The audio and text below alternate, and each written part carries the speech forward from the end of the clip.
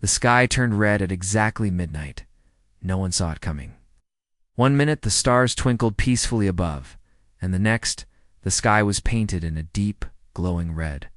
Not like a sunset, not like city lights. This red was alive, pulsed almost. Like it was breathing. In a quiet neighborhood outside Toronto, Sarah King was up late watching old sci-fi movies. She didn't notice the change at first. Her TV flickered. The screen glitched, and the lights in her apartment buzzed and died. Complete blackout. She stepped to her window and gasped. The sky wasn't just red, it had symbols, strange, sharp shapes floating across the heavens, like alien letters written in fire. They moved slowly, sliding from one side of the sky to the other. Her breath caught in her throat. She wasn't alone. All across Earth, people stepped outside and stared upward, speechless. From Tokyo to London, Johannesburg to Lima, every person who could see the sky saw it burning. Cell phones didn't work.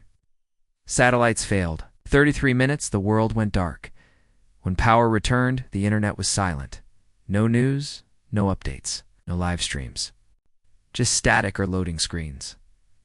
At Norcom, a military monitoring station deep in the mountains of Norway, Lieutenant Anders Vik was the first to catch the repeating signal. His screen, normally filled with satellite data, now displayed a single message repeating in binary code: "You were missed. Danger near."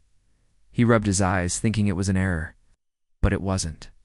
The message repeated again, then again. It's the same 5 words, sent over and over through radio waves picked up. On every major channel, he called his commander. No answer. The phones were down too. He tried the emergency satellite line. Silence. He copied the message to a flash drive, grabbed his coat, and ran.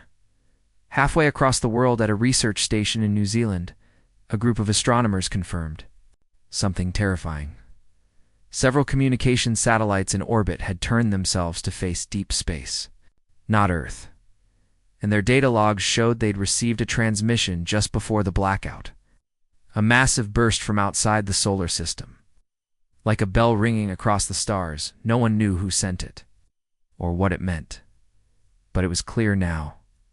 This wasn't natural. The red sky, the message, the global blackout. Someone, or something, wanted Earth's attention, and they were not subtle.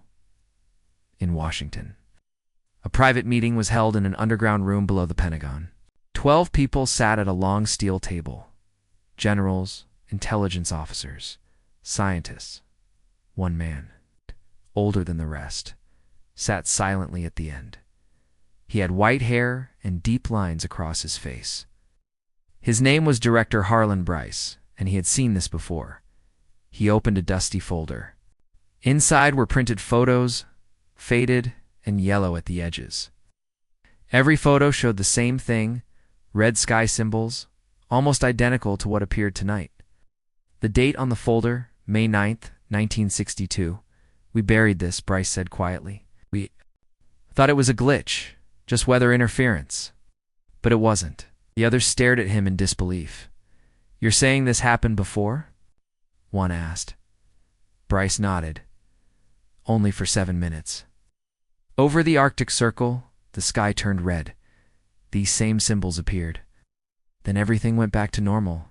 "We locked it away," scientists spoke up. "Why didn't you investigate?" "Did," Bryce said. "We found nothing. No radiation, no evidence. Just a strange noise buried in the radio waves. It's a noise that sounded artificial, like a voice behind a wall." Back in Toronto, Sarah sat with her laptop. The internet had just returned, but nothing was the same. Every major website showed the same strange banner, "System update in progress." She tried calling her sister. The phone rang once, then cut off. Every news channel on TV played the same emergency message: "Please stay indoors. A global phenomenon is under investigation," but they didn't show the sky. No one did. All video feeds were either censored or down. Sarah grabbed her camera and ran outside. The sky was still red, but dimmer now. The symbols were fading. She filmed them zooming in. The shapes were changing. What once looked like random alien letters now formed something she could almost read. It wasn't English, but it wasn't random either. One symbol repeated over and over. A jagged shape like a triangle with a dot in the center. That same shape appeared in her video multiple times. She paused the footage. Then she saw it. A frame just one where the shape had multiplied into a pattern. She stared harder. Her hands trembled. It looked like Earth. The triangle shape had formed into a crude map of the planet. And the dot was placed exactly where she was standing. She backed away from the camera. "This is a message," she whispered. "It's about us. It's for us." Thousands of people around the world were having the same realization. The symbols weren't just random. They were targeting certain areas. Major cities, old military sites, deep-sea locations, in one place. No one expected. Antarctica. A research team at McMurdo Station reported seeing something rising from the ice just minutes after the red sky appeared. A black tower, smooth as glass, 12 meters tall. No doors, no markings, just standing there, humming.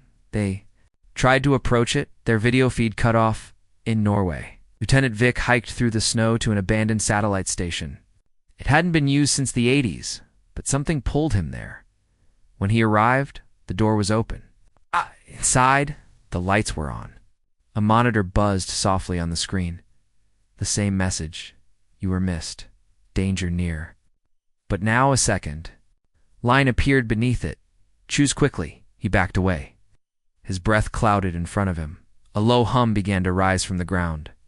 The station's equipment dead for decades whirred back to life. The screen changed again. The meetings are over. The eye is open. At that moment, every active radio on Earth picked up the same noise. A slow, rising tone like a siren, but deeper, colder, not made by any machine humans had built. It lasted 7 seconds, then silence, and then a voice, soft but sharp, spoke one sentence across every channel, every speaker, every signal. The silence has ended. Earth has been noticed. Sarah heard it from her car radio. Vic heard it through his earpiece. Bryce heard it from a speaker no one had turned on. The red sky finally faded. Stars returned to view, but nothing felt the same. Somewhere, far beyond Earth's solar system, something had turned to look directly at our planet. And it wasn't just watching, it was waiting. The message spread faster than any virus. The silence has ended. Earth has been noticed.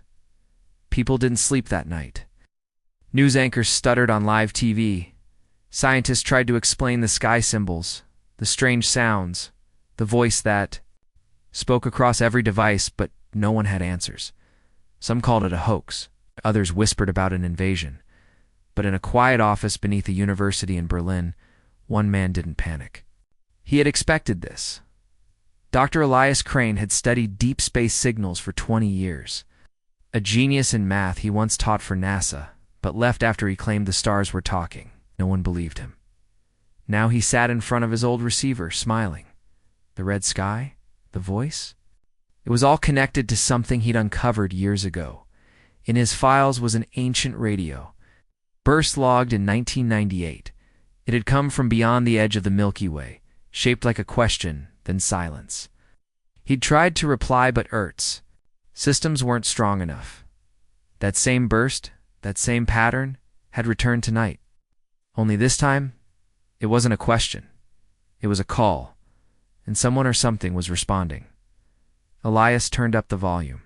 The signal was repeating again, same 5 words as before. You were missed. Danger near. But just like the station in Norway, a 6th word had now joined the message. Choose. Choose what? Across the globe, hidden files were being opened. Government agencies scrambled. The Red Sky event had triggered dozens of dormant defense protocols, some of which hadn't been touched in decades. Old Cold War documents, space surveillance archives, alien contact preparation drills. In Washington, D.C., the president met with a Black Ops team, known only as the Signal Division, a group buried so deep that even Congress didn't know it existed.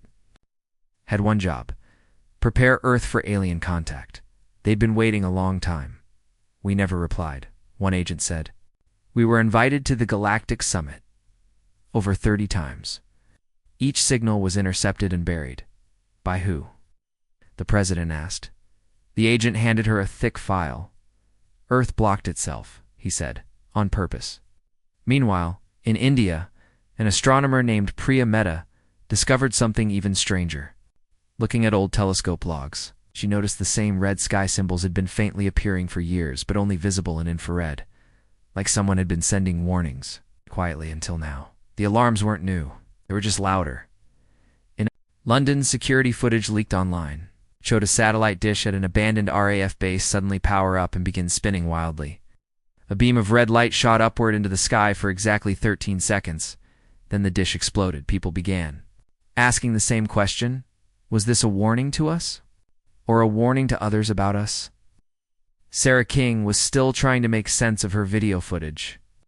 She uploaded it to an encrypted site for researchers. One of them messaged her immediately.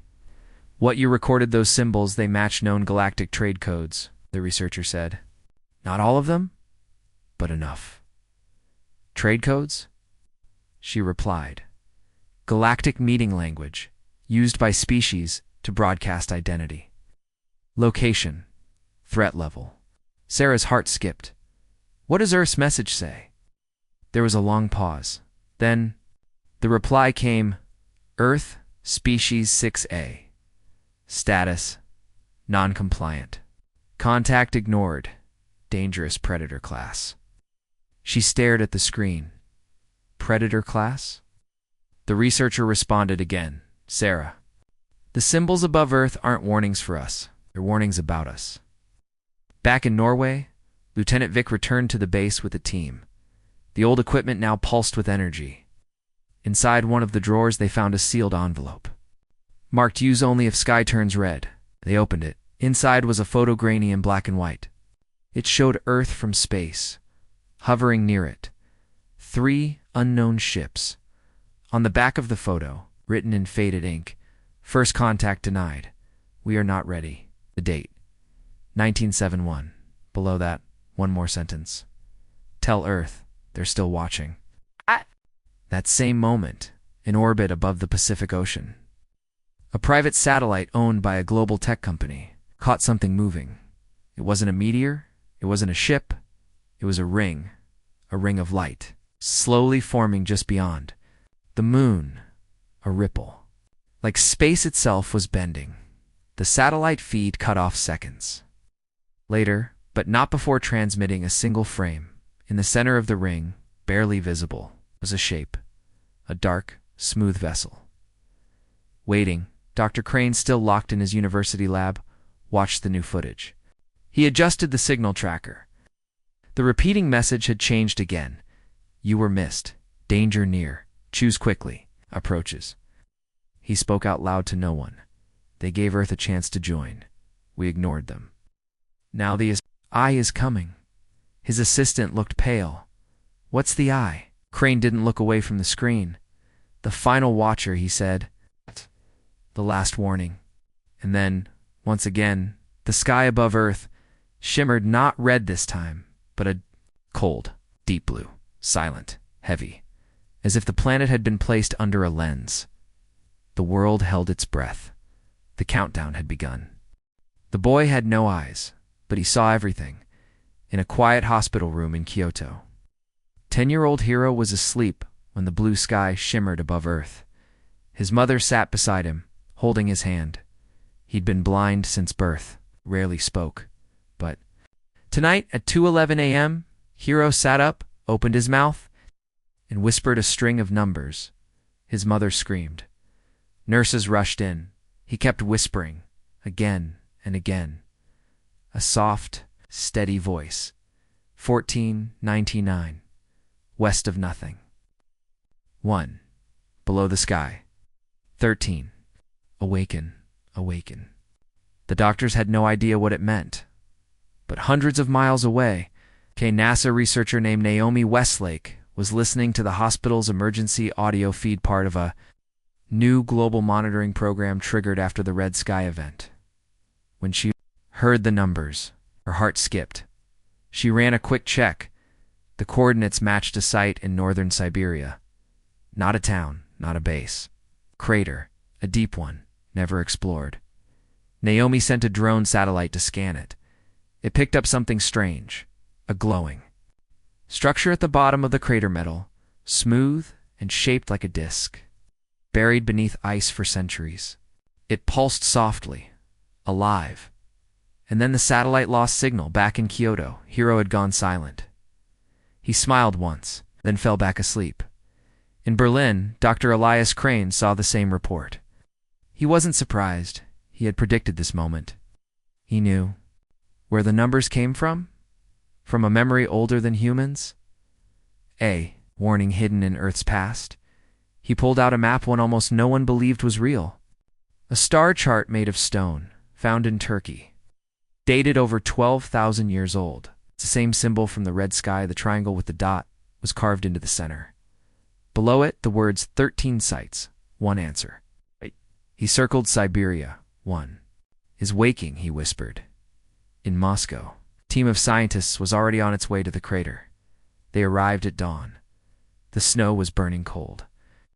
The wind screamed, but the crater was quiet. Too quiet, their sensors failed. Compasses spun. Batteries drained. At the center, buried beneath thick ice, they saw the disk, huge, ancient, and covered in strange symbols. Some matched the red sky. Some did not. They sent a small drill toward it. When the drill touched metal, the ground shook. The ice cracked. A low sound filled the air, like thunder under the earth. Then the disk blinked. A light, just one, like an eye-opening. The leader of the team, Dr. Pavel Antonov, stepped closer, his breath fogged. His boots crunched. He placed his hand on the surface. A voice, deep and cold, echoed through his head, not in Russian, not in English, but in thoughts. One of 13 awakens. The record begins. Pavel fell to his knees. His eyes rolled back. Back. In Moscow, all live feeds from the mission cut out. The government sealed the site, and the story never made. The news, but in secret forums. Word began to spread. Something ancient was waking up. Something buried, long before modern history. Something that had waited and remembered. Sarah King, still in Toronto, got an encrypted message from an unknown address. No name, just one sentence. The archivist has returned. Attached was a photo.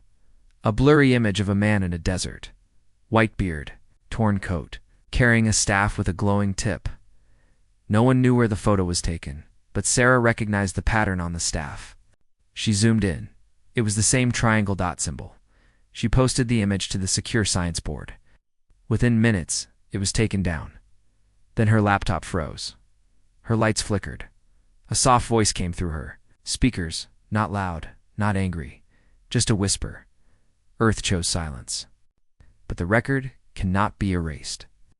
She unplugged everything, but she knew this wasn't over in the South Pacific. A forgotten island called Takahina, never, on any map, lit up on satellite radar. An old volcano on the island had long been believed dormant. It wasn't. At the volcano's center, explorers found a metal chamber, sealed. No door. No writing, except one mark burned into the side. A small triangle with a dot, and under it, the number 2. The world's most powerful governments had no control. They were scrambling. Old myths, secret sites, ancient warnings, all of it was real. The archivist, whoever or whatever it was, had returned. His job was to remember, not for Earth, not for humanity, but for the galaxy. He was not a messenger. He was a recorder. He did not choose sides. He only recorded what a species did when the eye returned. And now, Earth's record was starting. One by one, the 13 sites would wake, and once all were active, the final alarm would sound. The volcano spoke at dawn. A sharp sound, like metal scraping metal, echoed across the island of Takahina. Birds vanished. Waves froze in place. And then the sealed metal chamber marked with the triangle and dot, the number 2, beneath began to glow. It pulsed with red light, steady, measured, like a heartbeat. A camera drone flying above caught everything. It streamed for exactly 4 minutes and 13 seconds before crashing into the sea. But not before it showed something impossible. The symbol on the chamber moved, not faded, not flickered, moved, shifting its lines like a machine booting up. The metal around it began to crack, not break. Something inside was waking up.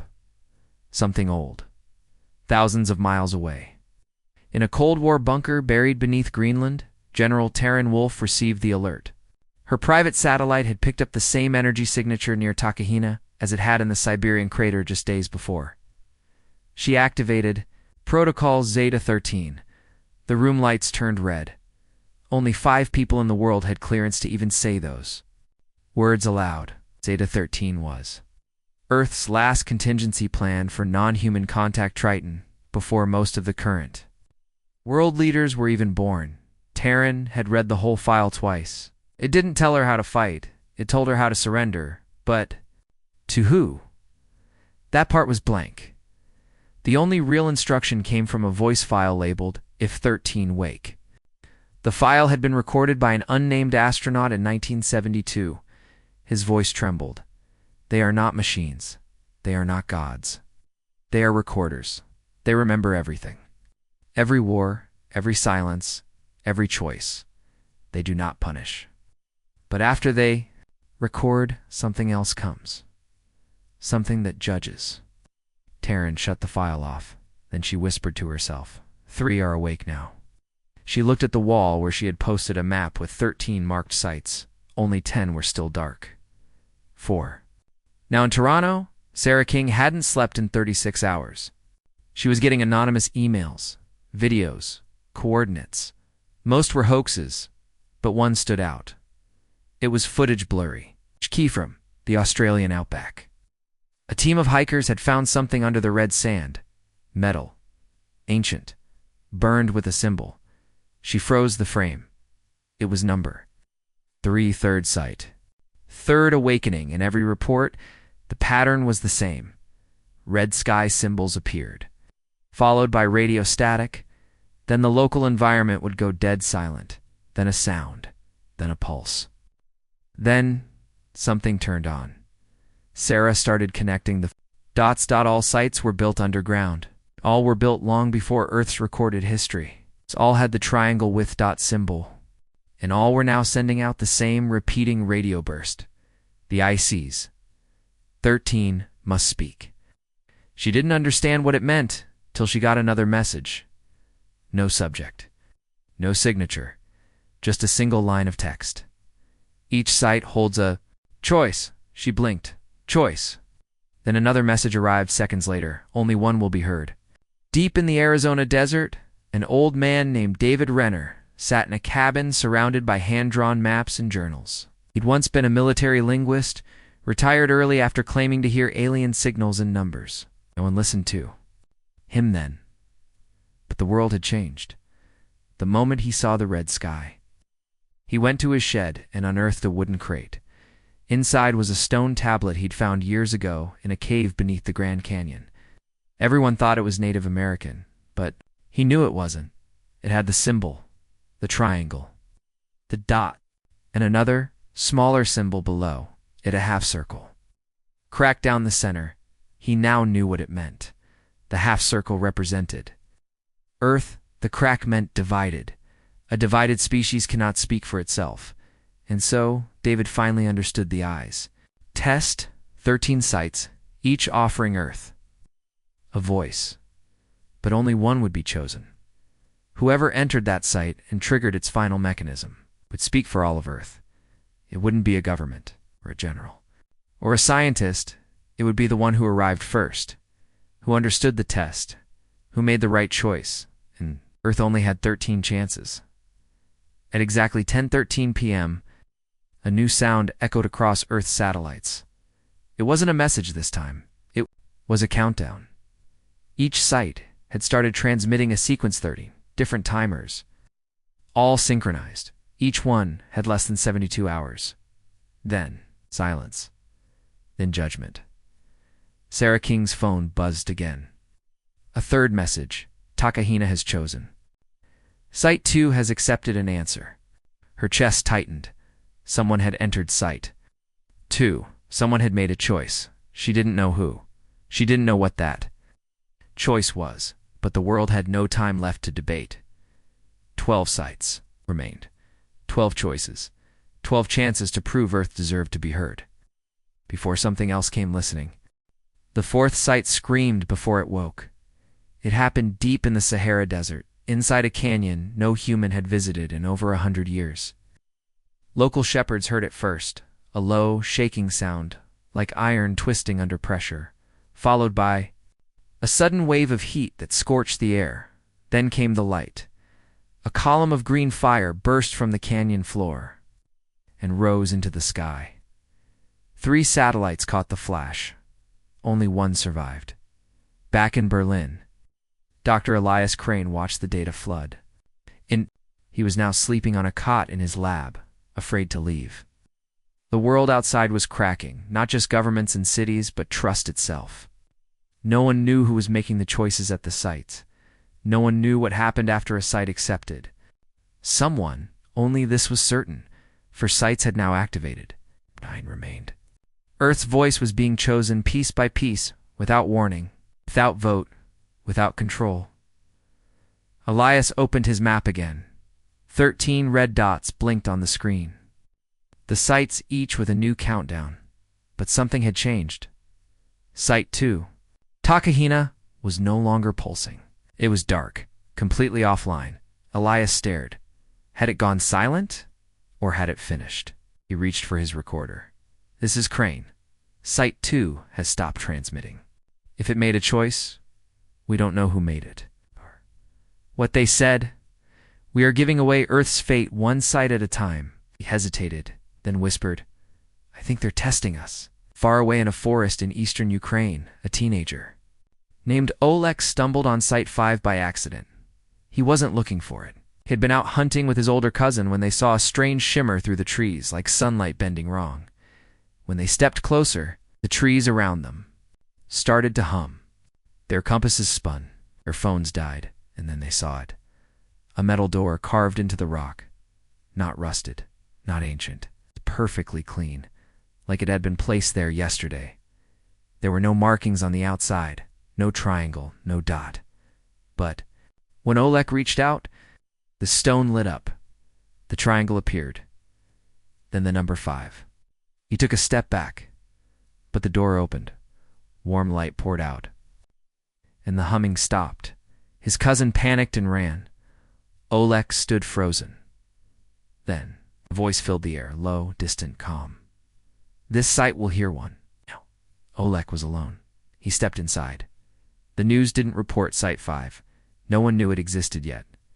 Except for one hacker in Seoul, South Korea, who was listening to deep space channels when he caught a brief pulse. It came from Earth, from Ukraine. Then it bounced and went out toward the stars. The hacker traced the frequency. It was the same pattern sent. By Site 2, someone had made another choice, and Earth had now sent 2 answers. Sarah King was tracking all of it. She had posted coordinates on a private forum, hoping others would explore and report back.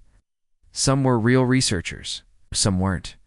Most of the responses were noise. But then she got a message with a live video feed. It was from Iceland. A glacier valley no longer on any map. 2. Explorers had found a structure half buried under ice. It was circular, flat, silent, but one of them walked up and touched it. The triangle dot symbol appeared. Then the number 6, another site. Sarah felt sick. That meant Site 3, the one in Australia, had already chosen. She hadn't even known. 3. Voices had already gone up, and no one knew what had been said. In Washington, General Wolf held an emergency briefing. The president was not present. He had vanished 2 nights ago. Only a few top advisors remained. We're not driving this, Wolf said. We're being driven. One of the advisors asked, by what? She paused. By whoever built the sites. by whatever watches from the eye, and maybe by ourselves, our history, our silence. The room went quiet. Then another aide ran in, pale. Site 6 just activated. Another signal has been sent.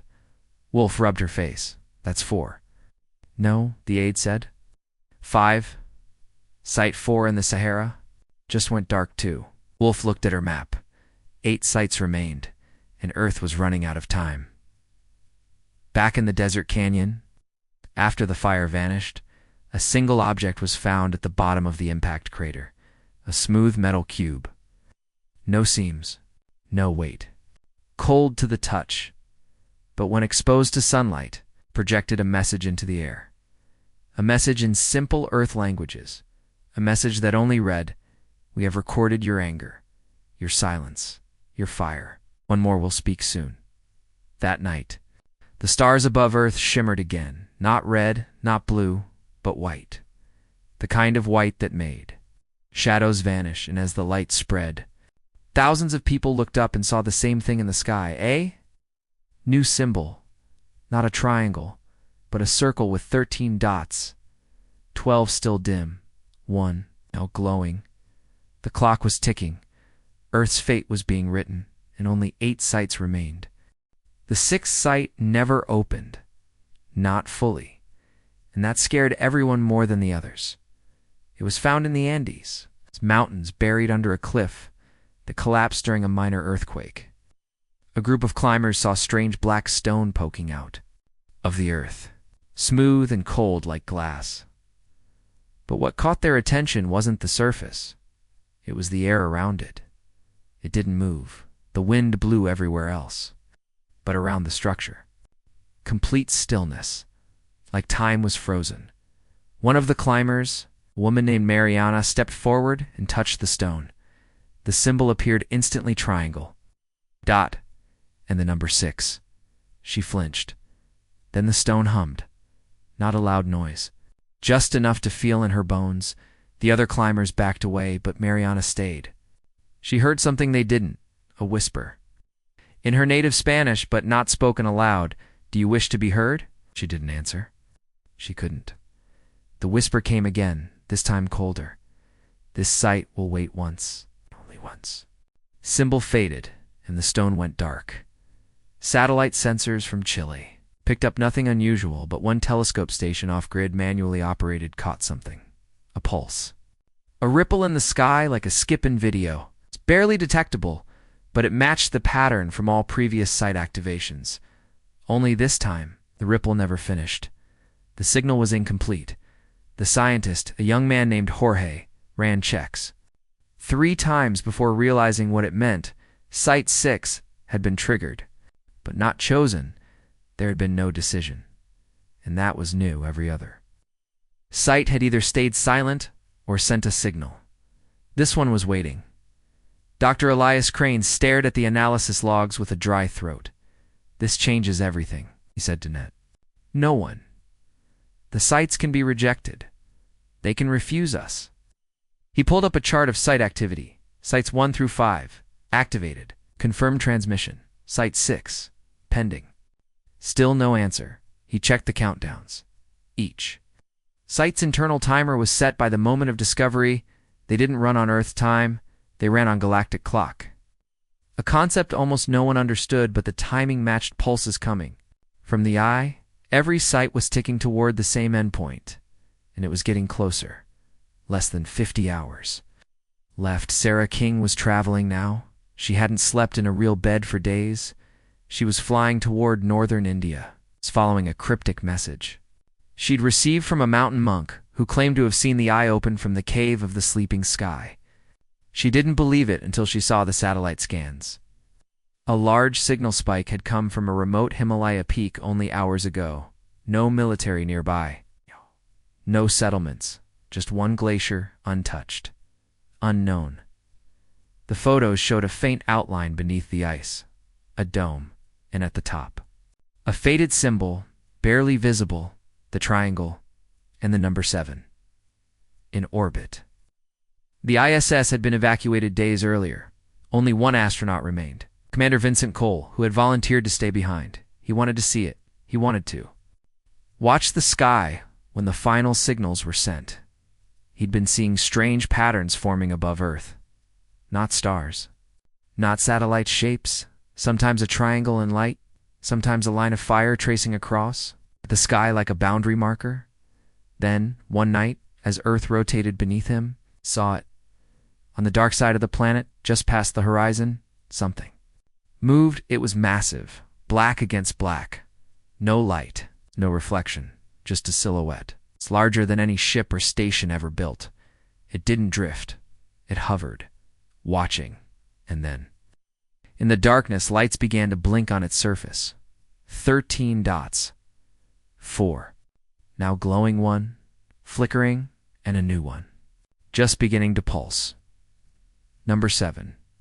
General Wolf received the footage from the ISS. She had no words. This was it. There was no longer a question of belief. No argument left to win. Earth was being observed, not just by machines, but by a presence. One that was counting, watching who spoke, watching who stayed silent, watching what each person did when faced with the choice. Wolf stood at the giant wall map. Only 6 sites remained untouched. She whispered, "Every site is a mirror." And one of them just showed Earth's own refusal. Mariana returned to the Andes the next night, alone. She didn't understand why the site had gone dark. She didn't know what the voice meant when it said it. Would wait once, but she felt something pull her back.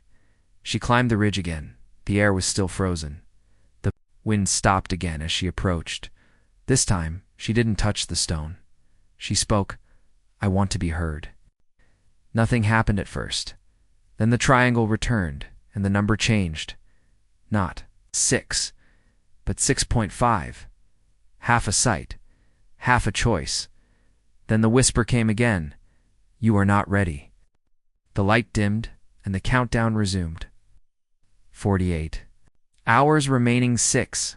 Sites unopened. But now, one was half listening and one might still reject humanity altogether. The 7th site didn't reveal itself with light or sound. It revealed itself with silence. A massive dead zone 300 kilometers wide formed overnight in northern India. Ow. Planes couldn't fly over it. Radios went quiet. Internet connections failed. Birds avoided it. Even the wind turned away. Locals called it the Still Circle. Satellite images showed a faint dome under the ice and rock. But the image didn't hold. It kept distorting, pixelating, glitching in a way no Earth-based tech could explain. Then came the dreams. People living near the edge of the Still Circle began reporting the same thing. A bright room, a stone chair, and a whisper asking the same question, over and over. "Do you speak for Earth?" No one answered. They always woke up first. Sarah King arrived in the region just before dawn. She stood at the edge of the Still Circle, her equipment dead. The air tasted like dust and metal. A soft pressure pushed against her chest. Not painful, just heavy, like something was watching. She took one careful step forward. The silence deepened. It was like stepping underwater. Her thoughts slowed. Even her heartbeat felt muffled. Then from deep inside the dome, a distant chime rang out. 3 notes, clear, slow. Final then, the ground VI'd beer. She turned around. Someone else had arrived. A child, maybe 10 years old. The girl stepped past Sarah. Barefoot, calm, no fear. She walked straight into the dead zone. The silence didn't affect her, and as she neared the buried dome, the ice above it began to melt in perfect circles. Then the triangle appeared, glowing on the ground, and next to it, a new number, 7, up in orbit.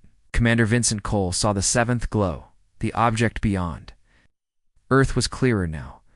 It wasn't a ship. It was a platform, stationary, silent, like a courtroom waiting for its trial to begin, as the 7th dot blinked into full brightness. A wave of static rolled across the Earth's mad nafra. It was in random. It was speech, translated by an old Soviet AI buried deep in a disused military server. The message read, 7 have spoken. 1 remains unheard. 5 sleep still. Then, A second signal followed. The balance leans. General Wolf convened her team in a deep-level bunker beneath Norway. Everything above ground was chaos now. Riots, blackouts, rumors, every major. Government had lost control of at least one region. But this signal, this was the first message from the eye that sounded like judgment. 7. Sights triggered 7 voices sent, but the message was clear. One remains unheard. Sight 6. The Andes. The incomplete voice. Wolf stared at the live feed. Mariana still sat at the base of the dormant sight, speaking aloud every hour, asking questions, pleading. But Sight 6 had stayed silent. Earth was now fractured, half of its answers already sent, and still, no one knew what those voices had said, or who spoke them. Somewhere in a hidden room beneath the Vatican, a man named Arturo opened a box that had been locked for 400 years. Inside was a scroll made of something not quite paper and not quite metal.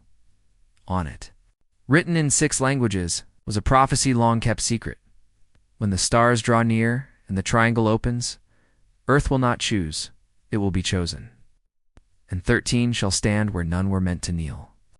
Arturo read it again, then looked up. The choosing is almost done. Back in India, Sarah approached the girl, now standing in front of the dome. The girl reached out. Her fingers glowed with light that pulsed in rhythm with the symbol. Then the dome opened. Not fully, just a sliver enough to see inside. What, Sarah? Saw stole her breath. A chair. A stone chair. The same one from the dreams, floating in the air above a glowing pool of white mist. The triangle symbol hovered behind it. Enormous. Now, more like a door than a sign. Then a voice filled the air, no whisper this time. Loud, clear, final. 7 have answered. Earth may choose no more. In Australia, where Sight 3 had long since activated, the red sands began to shake. A crack split open the desert. From it, a beam of light shot upward.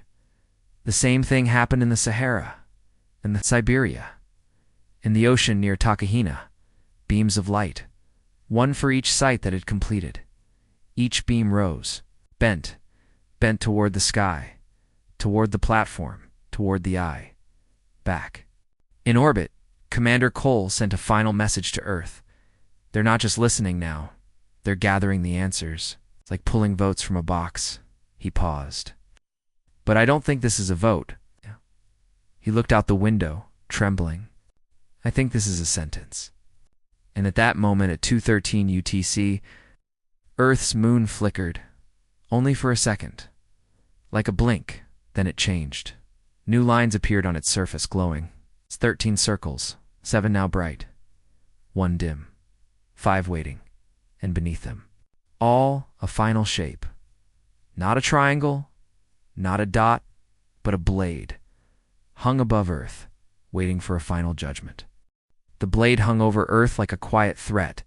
Etched into the face of the moon, it pulsed with cold white light.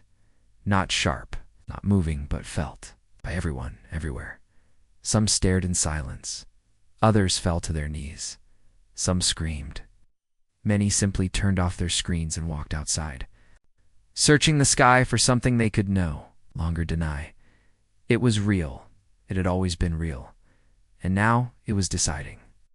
General Wolf had less than 24 hours left. The countdowns were now synced, all 5 remaining. Sights 8 through 13 had activated. Faint background pulses. They had woken up, no more waiting to be found. They were calling out, each one humming with a low signal, only readable from orbit.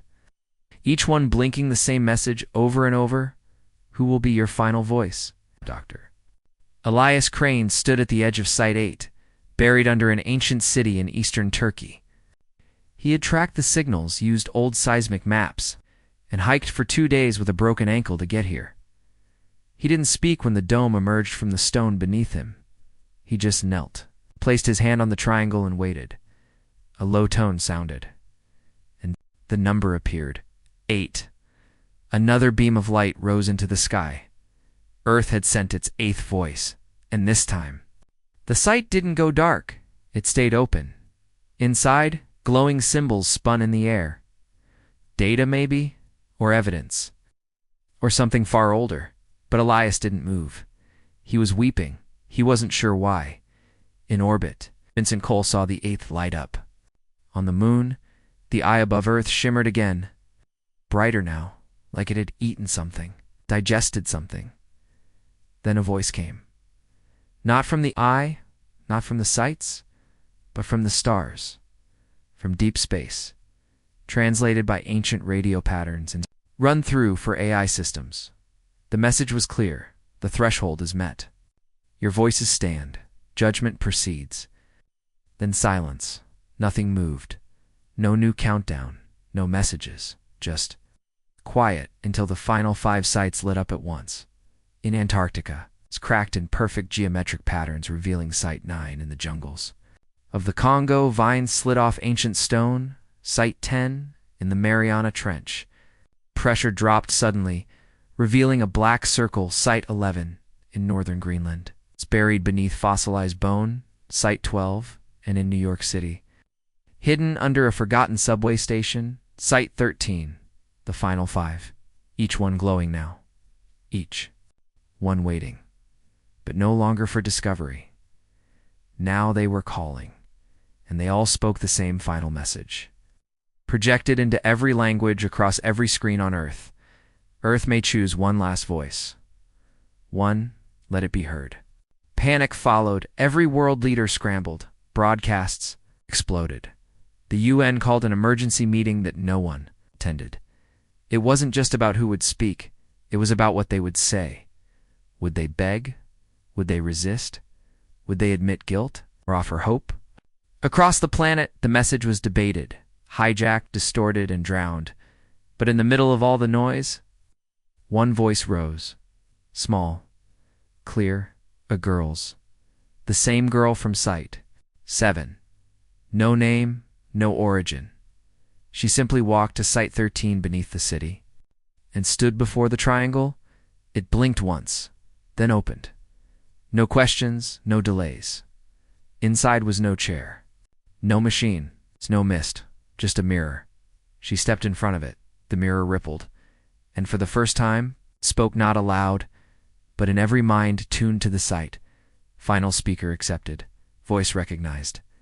The girl stared at her reflection and spoke 7 words. We never meant to stay silent. The mirror shimmered. A pulse shot upward. The final beam joined the others, and above Earth. The eye closed. The 13 dots on the moon lit up in perfect sequence, then faded. The blade shape above them disappeared. No explosion, no invasion, no noise, just night. For a full 10 minutes, the stars vanished. Satellites blinked out. Even time itself seemed to slow. Then, a light. One final pulse, shot from the eye across the sky and deep into space. It carried Earth's voices, 13 signals sent. By scattered hands, unknown minds, and one small girl who spoke a simple truth, the pulse vanished, and Earth was left alone. But different, because in every part of the world, from jungle to mountaintop, the same words appeared in light, written. In the sky, on water, in stone, in air, you were heard. No blade came, no fire, no wrath, just silence. And the weight of being known, the eye never returned. The site stayed open for another day, then folded into light and vanished. The triangle symbol was never seen again, but the stars were never the same. Some shifted, some reappeared where they shouldn't, and some watched, because Earth had been skipped at every galactic summit for a reason. But now it had spoken, and the galaxy had listened.